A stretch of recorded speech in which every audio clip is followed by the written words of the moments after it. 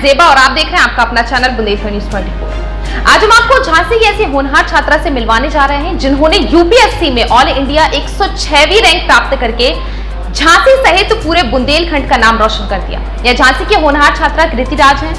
आज हमारे संवाददाता रवि प्रजापति और चंचल राय ने कृति राज से की एक खास मुलाकात। आइए देखते हैं इस मुलाकात के कुछ अंश। नमस्कार, मैं चंचल राय, बुंदेलखंड न्यूज 24 में आपका स्वागत है। जैसा कि आपको बता दें कि आज हम कृति राज के पास आए हैं जिन्होंने ऑल इंडिया में 106वीं रैंक करके आईएएस क्वालिफाई किया है। आइए उनसे आपकी मुलाकात करवाते हैं और आज के युवाओं को वो क्या प्रेरणा देना चाहती हैं इस बारे में आपको बताएंगे। Hello ma'am. आपको कैसी फीलिंग आ रही है जब आप आईएएस बन चुके हो? इमीडिएटली जब रिजल्ट पता चला था तो मैंने नहीं देखा था, मेरे भाई ने देखा था and he conveyed it to me and I asked him कि अच्छा हो गया, तो नंबर क्या लिखा है साथ में, एंड ही सेड 106। तो it was immediately disbelief and मैंने उसको बोला तुमने यूपीएससी की साइट से ही डाउनलोड की है ना, तो इट वाज लाइक अनबिलीवेबल, बिल्कुल अनपैरेलल्ड फीलिंग थी और it's very like I am very happy, very grateful कि यहाँ तक पहुँचे, अच्छा लग रहा है। जब आप यहाँ तक पहुँच गए हो तो क्या आप हमारे दर्शकों को ये बताएंगे कि आपका शेड्यूल क्या होता था स्टडीज़ का? शेड्यूल आई वुड से कि मैंने बहुत फ्लेक्सिबल रखा था एंड मेजरली मैं स्टडी कर रही थी, थोड़ा बहुत टाइम अपने एनजीओ को दे रही थी। तो यूजुअली मैं सुबह 4 बजे उठना प्रेफर करती थी जल्दी। 4 से 5 में अपना मेडिटेशन, मोटिवेशन, कुछ पॉडकास्ट सुनती थी just to get into the hang of the preparation mode. फिर 5 o'clock से आई विल स्टार्ट स्टडिंग। तो मैं कुछ बहुत कोर जो भी हमारे सब्जेक्ट मैटर होता है, जो इम्पॉर्टेंट या टफ सब्जेक्ट्स होते हैं, वो रखती थी 2-3 घंटे का। फिर मैं ब्रेक लेती थी, ब्रेकफास्ट वगैरह करती थी। फिर न्यूज़पेपर का टाइम होता था, तब तक न्यूज़पेपर आ जाता था। फिर न्यूज़पेपर पढ़ के फिर उसके बाद फिर थोड़ा सा ब्रेक ले लेती थी। तो उसमें नैप वगैरह, मैं काफ़ी नैप ले के पढ़ती हूँ, तो इट्स लाइक 2-3 आवर्स का पढ़ा। फिर आधे घंटे के लिए 20 मिनट्स के लिए एक पावर नैप ले ली और फिर उसके बाद रिफ्रेश होकर उठे, फिर पढ़ा। और फिर around 4 I would start practicing, like इसमें आंसर्स लिखने होते हैं मेंस में, तो थोड़ा answer writing every day. And after 6 I would start solving mock test and all. तो depending on that, and also I would say कि इसमें 3 स्टेजेस होते हैं, प्रीलिम्स, मेंस और इंटरव्यू। तो हर स्टेज की प्रिपरेशन को आपको थोड़ा गियर्स चेंज करने होते हैं, आपका मोड चेंज हो जाता है। तो वो अकॉर्डिंगली जिस स्टेज में मैं हूँ तो उस हिसाब से इसको चेंज करते हैं। आपने अपना स्कूलिंग कहाँ से कंप्लीट किया है? मेरा schooling Saint Francis Convent Inter College Jhansi से है, वहाँ से मैंने 10th किया था। उसके बाद for 11th-12th I switch to J academy Jhansi. College कहाँ से हुआ आपका? College ma'am Bundelkhand Institute of Engineering and Technology Jhansi, वहाँ से मैंने कंप्यूटर साइंस में बीटेक किया है। कंप्यूटर साइंस के बाद आपको कहाँ से लगा कि मतलब अब आईएएस, या शुरू से मतलब था ये? कंप्यूटर साइंस के लिए ऐसे ये हुआ कि जब मैंने बीटेक में एडमिशन भी लिया था, उससे पहले I had not prepared for IIT as such. तो मेरा इतना फ्लेयर नहीं था, I could not connect to it and बस अपना एनसीईआरटीज अच्छे से पढ़ती थी। स्कूल में एकेडमिकली आई वाज गुड, तो बस सिलेक्शन हो गया एंड एवरीबडी आस्क्ड कि अभी क्या करना है आगे, एंड आई वाज लाइक कि वो कॉलिंग मुझे अभी एक्सप्लोर करना है कि क्या एक्चुअली पर्पस है, वो I can not pin point. But इसके बाद जॉब नहीं करनी है पक्का, और कॉर्पोरेट में नहीं जाना है, वो भी डिसाइडेड था। तो since I was getting a government college, they said ठीक है, then you just take the college, या फिर आगे एक्सप्लोर करना। So I took the college, I took computer science, and being from a middle class family, I needed a professional backing क्योंकि UPSC is very uncertain, 0.0001% chances होते हैं qualify करके IAS बनने के। तो I had to have some professional backing, इसलिए BTech Computer Science was a natural choice. After BTech, during the final year, I started, I started getting attracted towards UPSC. Although वो idea बचपन में एक थोड़ा था कि people used to say कि तुम IAS के लिए जाना, बट बहुत स्ट्रांगली कि हाँ अब यही करना है, तो वो गोल सेट हुआ था फाइनल ईयर में, और फाइनल ईयर के बाद से फिर प्रिपरेशन के लिए सीरियस हो गए थे। आपके मन में खुद था कि मतलब जाना है, या फिर फैमिली के कुछ व्यूज़ थे, ओपिनियंस थे? नहीं मैम, मैं कहूँगी जैसे कि मैंने बीटेक के ड्यूरिंग मैंने अपने इंजीनियरिंग बहुत अच्छे से पढ़ाई करके किया है। यूजुअली लोगों को होता है कि if you do not want to get into the sector, ठीक है, उसको सेकेंडरी रखते हैं और अपना देखते हैं। मैंने बीटेक के टाइम पे बीटेक पे कम्प्लीटली फोकस किया था and even there I was doing good. I was also placed, but then the conscious decision of going for UPSC was basically because I wanted to do something जहाँ मैं impact कर सकूँ, जहाँ मैं ground level पे कुछ change ला सकूँ. बचपन से ही मार्क्स आ जाते थे, तो मार्क्स में वो खुशी नहीं मिलती थी. लाइक इवन अगर आप टॉप कर रहे हो, बट टॉप करके पर्पस क्या है, मार्क्स लाके आगे क्या, तो मुझे वो बिगर पिक्चर में ऐसा मीनिंगफुल नहीं लगता था. एंड क्वेस्ट बस ये होती थी हमेशा सेल्फ इम्प्रूवमेंट करना था. तो अगर मार्क्स कहीं पे आधा मार्क भी कटता तो मैं टीचर के पास जाती थी कि ये मैं इधर इम्प्रूव कैसे कर सकती हूँ. तो I was like totally improving, focusing on studies, but the motive to come to civil services was to serve, कि ह्यूमैनिटी के बहुत क्लोज रह के बहुत टैंजिबल और इनटैंजिबल तरीक़ों से हम यहाँ इम्पैक्ट कर सकते हैं. इस मुकाम तक पहुंचने के लिए लाइफ में क्या क्या सेक्रीफाइस करना पड़ा? सैक्रिफाइसेस तो बहुत करने पड़े. सिंस आई डिसाइडेड कि मैं फुल टाइम प्रिपरेशन करूँगी, तो पहले तो जो अच्छी खासी जॉब लगी हुई थी, एक सिक्योर आप पे होता है if you want to fall back on, तो वो I decided to give up, तो मैंने ज्वाइन ही नहीं किया था. नेक्स्ट आई विल से कि सोशल लाइफ, इनिशियली जब मैंने स्टार्ट किया and it was entirely different. मेरे सब्जेक्ट वाज कंप्यूटर साइंस यहाँ नहीं होता है, सारे आर्ट्स वाले सब्जेक्ट्स. इकोनॉमिक्स मैंने ज़िंदगी में तब तक कभी नहीं पढ़ी थी, तो वहाँ पे फोकस करके ज़्यादा लाइक सेल्फ स्टडी मोड में जाना था. तो मैंने फिर सोशल लाइफ थोड़ा कट ऑफ किया उस ड्यूरेशन में, और लाइक पार्टीज़ वगैरह इतना ज़्यादा नहीं, क्योंकि लोकल में थी यहाँ, तो ऑफकोर्स कुछ बहुत इंपॉर्टेंट या बहुत क्लोज फ्रेंड्स है उनसे मैं टच में रहती हूँ, अभी भी रहती हूँ. तो वो अच्छा एक सोशल सपोर्ट सिस्टम भी कल्टिवेट होता है, और आई थिंक वो ज़रूरी भी है. यूपीएससी के अलावा एक नॉन यूपीएससी लाइफ भी होनी चाहिए. ये नहीं कि एक रूम है और वो पैक्ड है बुक से और आप उसी में ही बैठे हैं, ऐसा मतलब it doesn't work that way. वो आप अगर करते हो तो आप कुछ दिन के लिए कर लोगे कि आप 12 घंटे रोज़ पढ़ रहे हो, वो सस्टेनेबल नहीं होता है. तो ये एग्ज़ाम मैराथन की तरह है, आपको लंबे समय तक एक इंटेंसिव प्रोसेस में रहना है, तो रोज़ थोड़ा थोड़ा कंसिस्टेंटली करते हुए चले. तो that is you know the sacrifices and everything. तो थोड़ा कंफर्ट भी किया. ऐसे कि गवर्नमेंट एग्ज़ाम था, सेंटर्स झांसी में नहीं होते थे, और यूजुअली सेंटर्स गवर्नमेंट स्कूल में होते हैं. तो मैंने अपने कमरे में एसी वगैरह कुछ नहीं लगवाया था कि बाई चांस कभी एग्ज़ाम बिना एसी बिना फ़ैन के देना है, तो I should be habitual to it. ऐसा नहीं हो कि एसी फैन या एनवायरनमेंट की वजह से मुझे मेरा परफॉर्मेंस पे कुछ इम्पैक्ट हो. अभी even when I wrote my mains, तो मेंस मेरा भोपाल में सेंटर था, और मेंस कोविड के टाइम पे वो फर्स्ट वेव थी, तो सब कुछ एग्ज़ाम साइकिल पोस्टपोन हुआ था.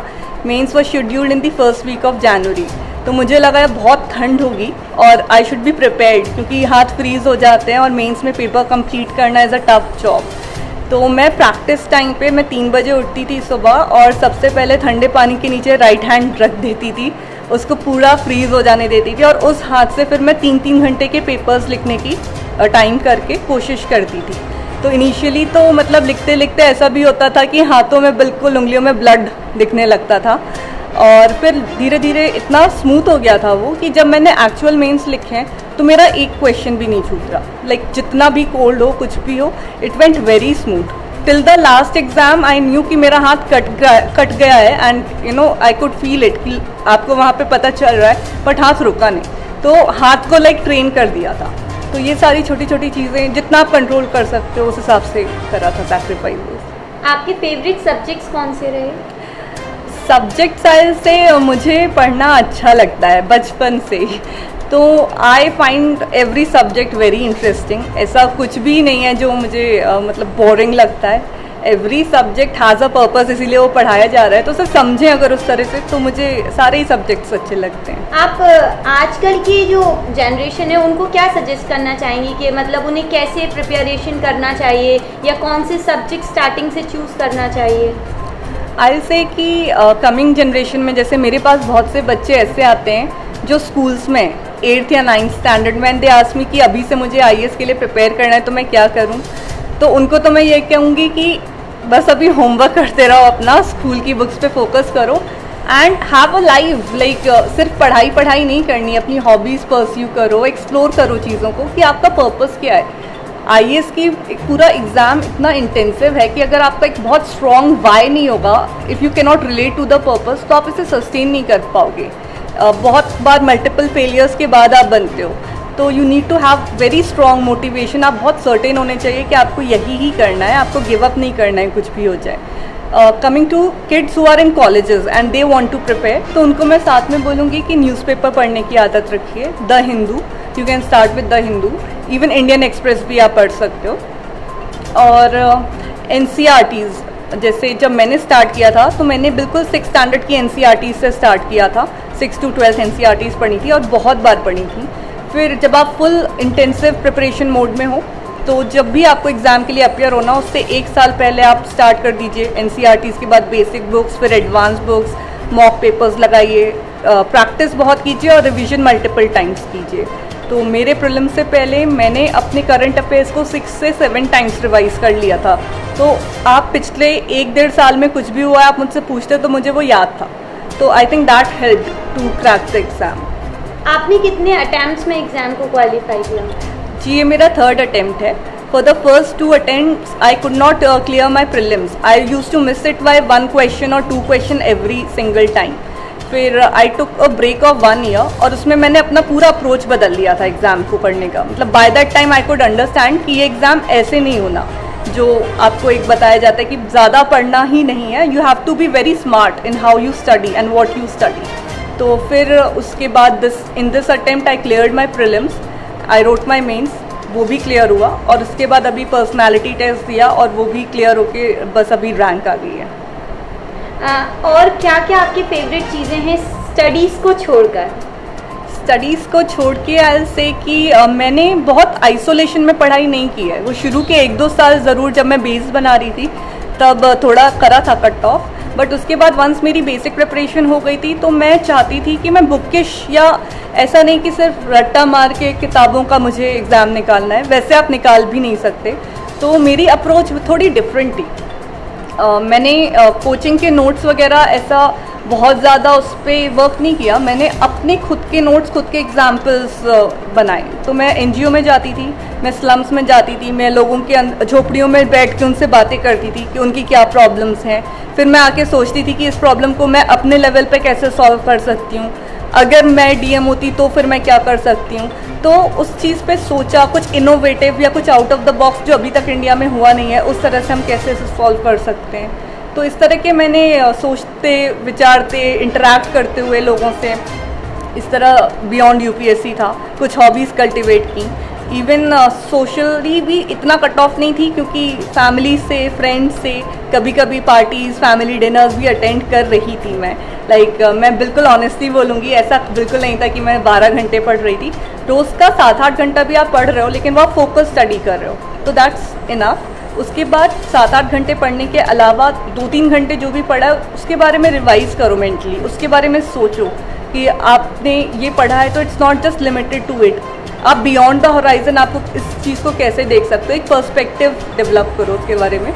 और जितना लोगों से मैंने इंटरेक्ट किया है, क्योंकि मैं किसी भी IAS को नहीं जानती थी ऐसे पर्सनली और कोई ऐसा बैकग्राउंड भी नहीं था, तो नॉर्मली भी जो इंजीनियरिंग वाले फ्रेंड्स हैं उनसे टच में हूँ तो उनका क्या चल रहा है उसके बारे में अगर मैं जान रही हूँ कि हाँ ऑफिस में ऐसा है या इंजीनियरिंग में ऐसा है, कुछ सोल्यूशंस हैं, तो एक वाइडर नॉलेज बेस डेवलप हुआ था। You could talk to me about anything and I will have at least something to tell you.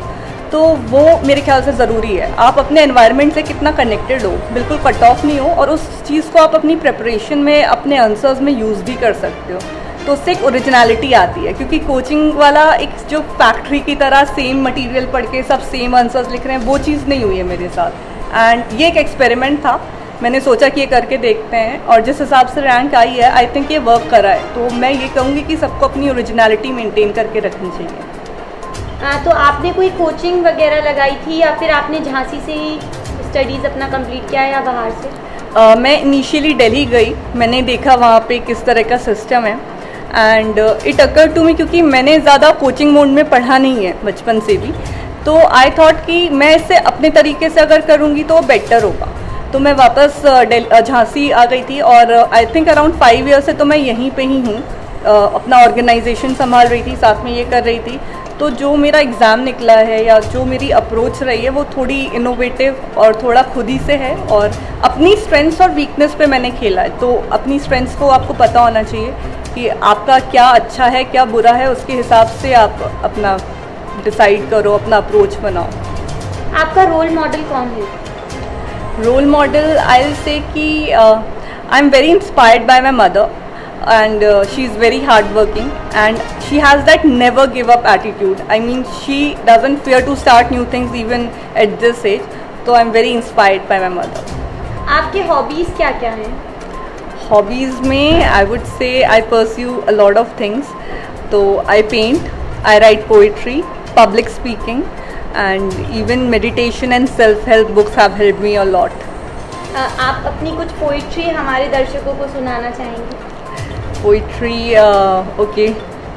This one is titled मैं कौन हूँ। मैं एक शख्स हूँ, एक शख्सियत की तलाश में, गुम हूँ दिन रात में, जलता हूँ खुद को रोशन करने की आस में, अंधेरों से कुछ मेरा रिश्ता नाजायज़। मैं अनजान गलियों में ढूंढता हूँ एक नकाब जो बहुत संभाल कर रखा था, जो रख कर भूला हूँ मैं, जो भूल जाना है नागवार।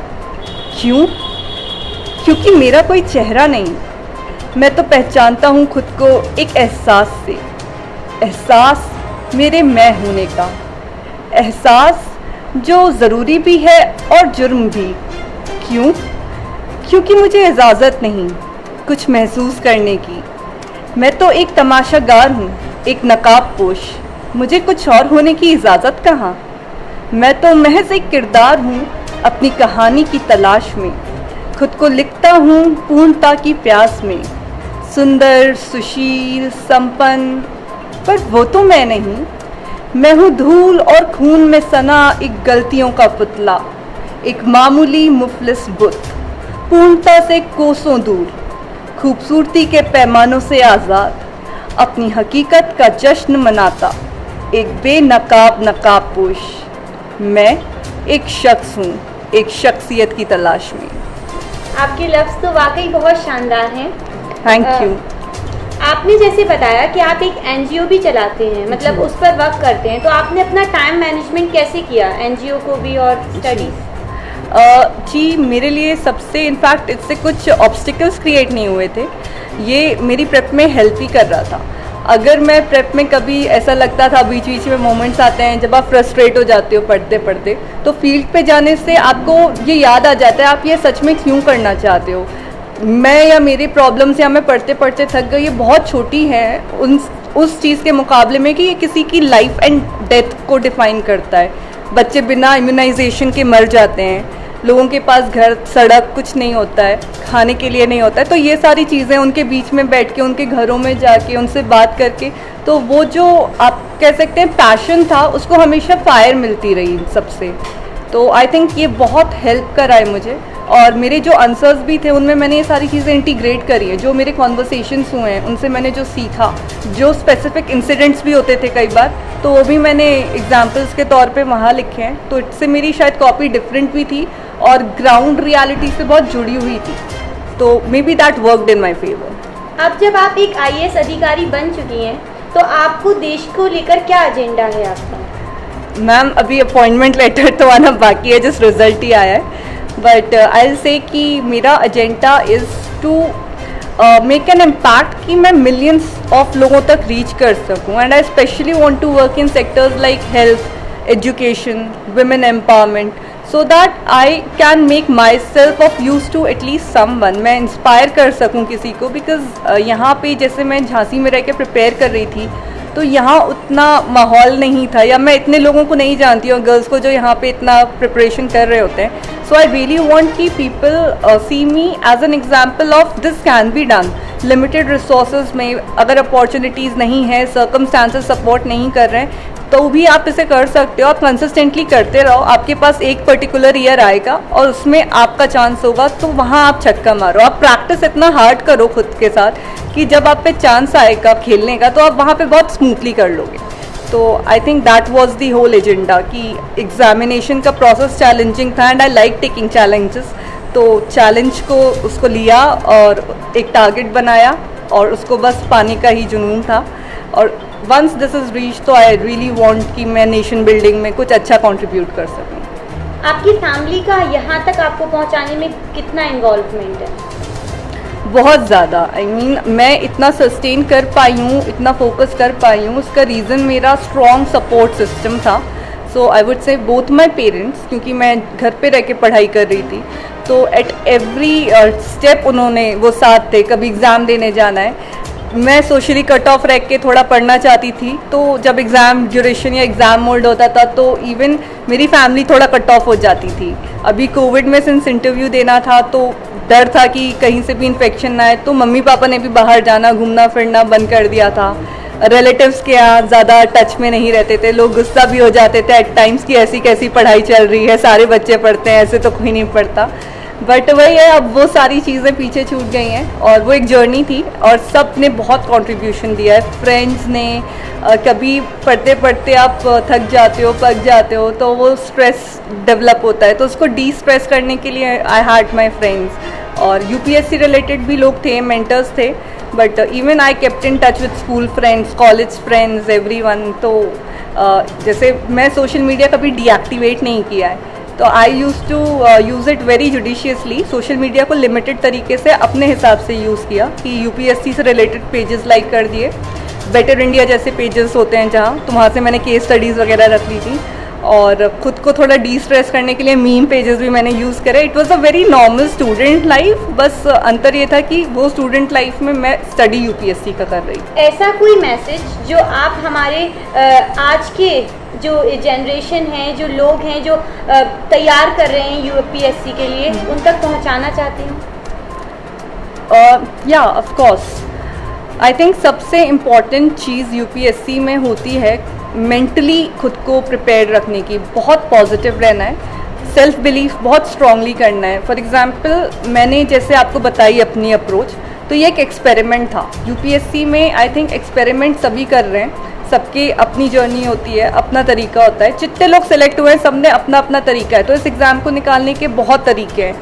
आपको फाइंड करना है कि आपका तरीका क्या होने वाला है. एक अप्रोच बनाओ, उस पर कंसिस्टेंटली परसिवियर करो और खुद पे ये भरोसा रखो कि तुम जो कर रहे हो इससे हो जाएगा. अगर तुम्हें ये सही लग रहा है तो किसी और के कहने से बुक चेंज नहीं करनी है, सेम बुक को ही बार बार पढ़ना है, 4 बुक्स नहीं करनी है. अगर कोई कोचिंग वाला भी तुम्हें बोल रहा है कि नहीं नहीं ये नहीं होता है, ऐसे नहीं करना है, बट तुम्हें लग रहा है ये वर्क करने वाला है, तुमने देखा है, रिसर्च करी है जितना, तो you just follow through that, उसको ही करो. And sometimes even I use to get bad reviews.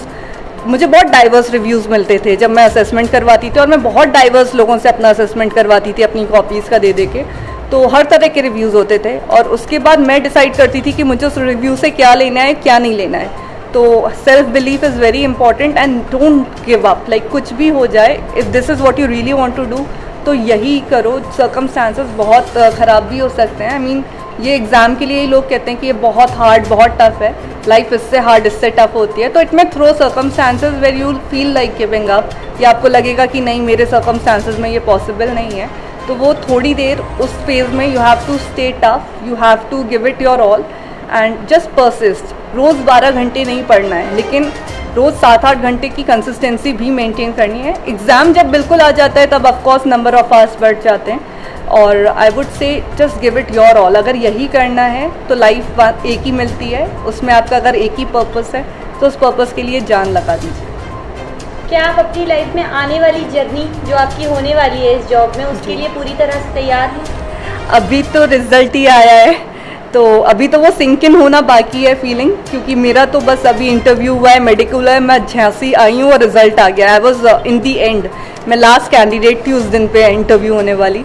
तो अभी तो सिंक इन होना बाकी है. अभी इतना कुछ लग नहीं रहा है, बस ये लग रहा है कि हाँ रिजल्ट आ गया है, अब प्रीलिम्स दोबारा नहीं देना है, अब आप उस साइकिल के बाहर हो, वो अच्छा है. Mentally of course I will have lots to learn, this is a new chapter. तो खुद को प्रिपेयर करना, तो आई थिंक ये जर्नी होती है. आप कभी ऐसा नहीं बोल सकते हो कि मैं प्रिपेयर्ड हूँ. अब मुझे देखना होगा आगे क्या एनवायरनमेंट है, क्या चैलेंजेस, उसके हिसाब से I will have to brace up. तो या I am up for new challenges now. यहाँ तक की जीत आपने अपनी फैमिली और फ्रेंड्स के साथ कैसे सेलिब्रेट की? सेलिब्रेशन एज सच कुछ भी नहीं, मतलब सारे लोग ही बस मिलने आ रहे हैं तब से, जब से हुआ है. मैं सोई भी नहीं हूँ, in fact to be very honest. अभी तो सब ऐसे ही चल रहा है. I have not rested, not taken a break. Although मैं सोच के आई थी इंटरव्यू खत्म हो गया, अभी I will go take a break और उसके बाद प्रीलिम्स की तैयारी शुरू करनी है. But in the mid way result declare हो गया है, तो कुछ अभी सेलिब्रेशन ऐसा नहीं किया है।